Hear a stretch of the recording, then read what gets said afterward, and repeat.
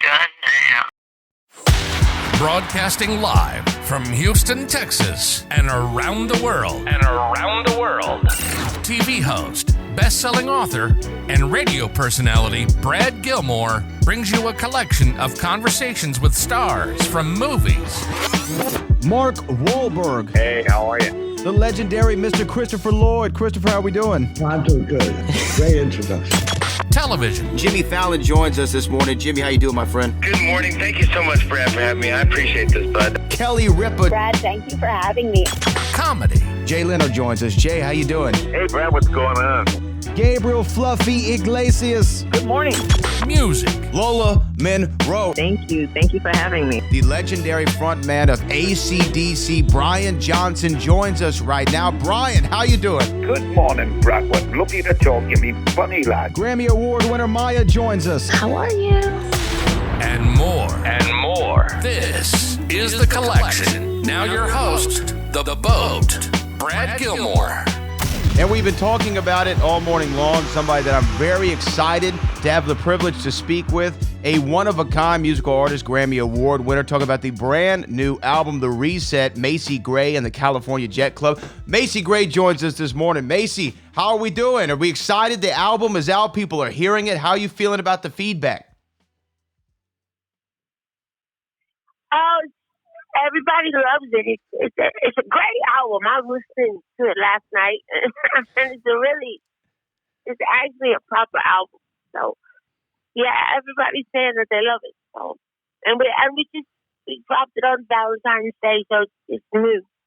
Yeah, it's still fresh. And what's great about the album is that, in my opinion, you can tell me if I'm wrong, but there's something for everybody on this album. There's so many different genres that you go into, so many different vibes, as we would say today, that I feel like anybody can listen to this album and find a song that they gravitate to.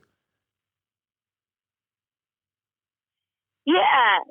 I mean, that's just being a musician, because I listen to a lot of different music, so there's a lot of influences going on. But yeah, it's still one thing, you know. It's still like it still all goes together. So, but yeah, I love a lot of different kinds of music, you know.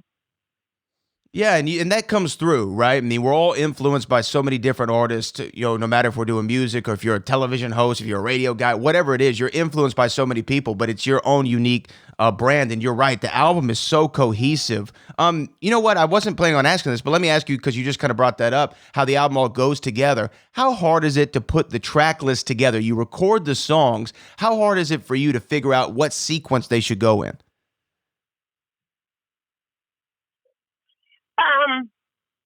We like so that's kind of a community thing. So I'll like me and the band and the producer and everybody will be like, we'll put in a sequence, and then we'll have the engineer try everybody's sequence, and then we'll listen to all those sequences. So there's like 10 different versions of the album, and I think we got the best one. Well, I will tell you, I've been listening to the album this morning, obviously, just kind of getting in the mood, the vibe. I have a couple of favorites, and I don't know what is Macy Gray's favorite from the album, but I love the disco song. I love Every Night. I love Alien. Alien, the production on that song is crazy with the violins coming in at the beginning there. Do you have a particular favorite off the album? You know what? I think you hit on my favorites. I love disco songs. I like the very last song, Bottom to the Top. That's my song. And then yeah, Alien. Everybody's raving about Alien. That was actually one of the first songs. That's actually the first song that was written on the album. We wrote that like 5 years ago. Yeah, you know what? That's interesting you bring that up, because I was going to ask, they say when you have your first album, right, you have your entire life to write your first album, you know, for you on How Life Is. And moving through that, you have to kind of continue to be inspired and find new things to talk about. Obviously, you have a lot to say on this album from a variety of different perspectives, but what kind of inspired you to say, now's the time to really focus in on these songs and let's get these out to the people?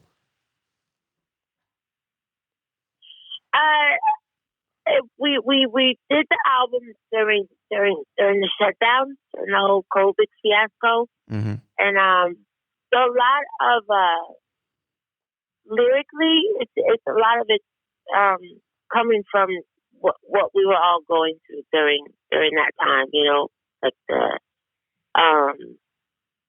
just whatever everybody was feeling, and just like the need to get up and dance and celebrate at some point, you know. And then also like the gravity of it and the weight of COVID that was on everybody's shoulders during that time. It's like we were all carrying the weight of the world, you know. Like we kind of had to take on all of the world's problems, you know, and so that sentiment is throughout the album.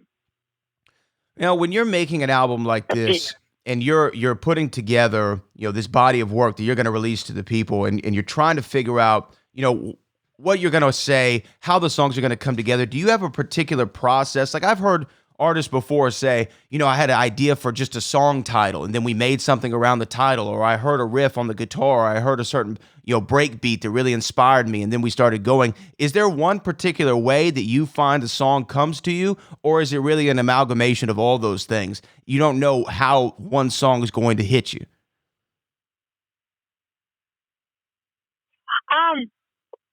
Yeah, I wish I had a system. You know, I remember a Babyface interview, and he was like, I get up every morning from 10 to 6, and I write from 10 to 6, and then that's it, you know. And we kind of just, you know, whenever it, you know, I kind of pray every night and just wait for it to fall from the sky, you know. And then, so all the songs kind of came together differently. Some of them I had an idea in my head, and I would sing it to the guys, and then some of it they would start instrumentally, and then I would write on top of it. And so I wish I had like one process, because then I could answer this question, but I don't. No, but I think that's the case with most people, right? Is there is no one way to find that creative spark, to get that divine intervention. I think I've heard similar stories from Babyface, or I remember Rakim, the rapper Rakim, talking about how I get a piece of notebook paper, I write 16 dots on it, and I know I got to get 16 bars out of it, and I write to the dot, and I'm like, whoa, this sounds like science here, Rakim, but it works for him, and it's just finding about what works for you. The album is called The Reset. Macy Gray joins us right now. I talked a little bit about the different styles. I mean, there's disco on here, there's gospel, there's hip hop, there's R&B, there's even some kind of New Orleans bounce influence that at least hit my ear from it. When it comes to the production of the album, and the instrumentation, how hard is that to kind of put together? Because there are so many sounds, and to make them feel uniform and make them feel like one body of work, was it difficult trying to get the production side of it done? Well, we had a great producer, Tommy Parker. He which was interesting because he had never done a live album. He's mostly he had done like some Ariana Grande records and Janet Jackson, you know, kind of a lot of program type music, you know. Mm-hmm. And this album is totally live, you know. So it was interesting to put us together, because he was coming from a whole different world, and then so I really think that really makes the production stand out, because it's not someone it was produced by someone who's seasoned in a whole nother craft, you know, like mostly like hip hop R&B records, right? So So I think that's what makes the production stand out. It was mostly we went in the studio and we just started writing. Like everybody plugged in, like the bass, drums, keys, and myself, and we all just like started freestyling, you know. And then Tommy came in and kind of glued it all together. I love that. And I love, you know, having that live element. It brings such a different sound sonically to the album than, as you said before, kind of having programmed it out and sequencing it out. The album is called The Reset.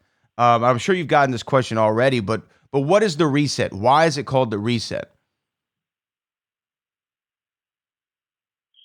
Like I said, it was written during COVID, and it was just we were all forced to reset. We were all forced to rethink the way we do things and adjust and forced to stay home, and then we had to all go out and get our lives back. So it was the one time where we were all kind of put in the same boat, and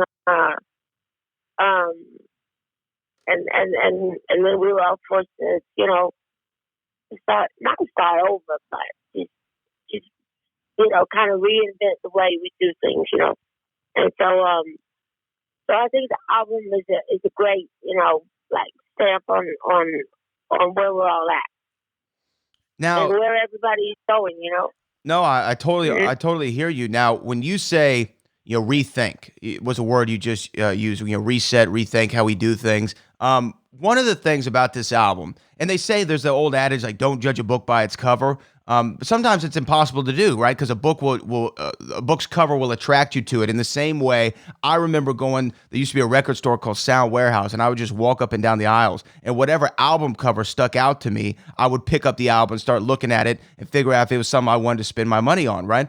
This album cover is very unique in its design. I love how it looks aesthetically, and I feel like there's a deeper message to it. Can you kind of explain the album cover? Because I do think it's a rethinking of a symbol that we're all very familiar with.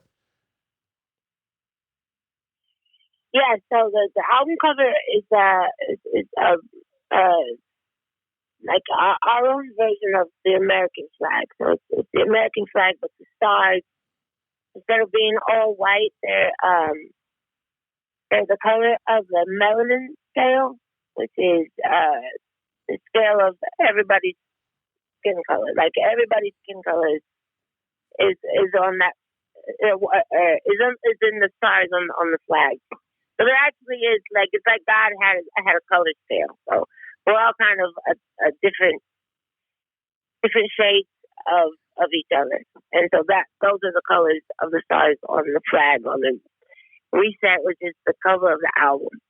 And so it's just messaging. It's just saying that we're all welcome here. We're all part of this country. As much as we try to fight it, we're all in this together,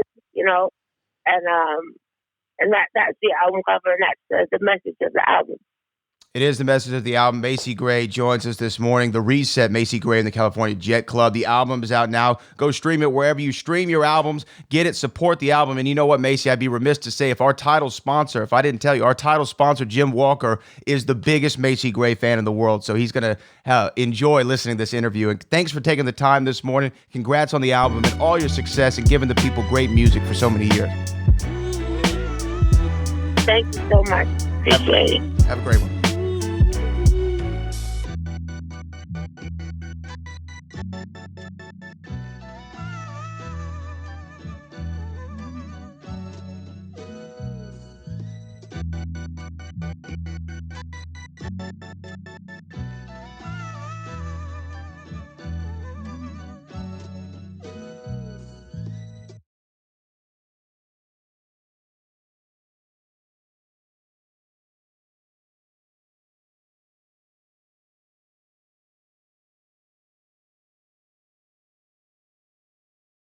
Hurry up, tape running out.